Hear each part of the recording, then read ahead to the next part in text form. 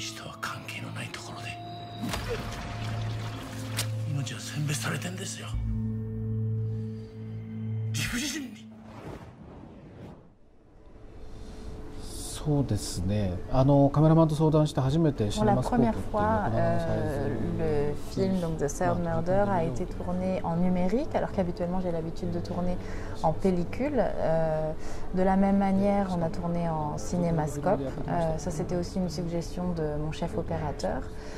Donc c'était un défi technique pour moi, puisque voilà, ce sont des procédés que je n'avais jusqu'alors jamais utilisés.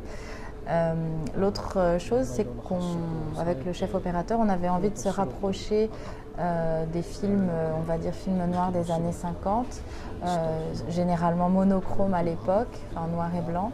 Pour donner cette atmosphère assez particulière au film, on a eu envie de garder 3 couleurs phares qui étaient le blanc pour la neige, le blanc de la neige, le noir pour la nuit, les ténèbres, et le rouge qui est le rouge du sang et le rouge du feu, des flammes.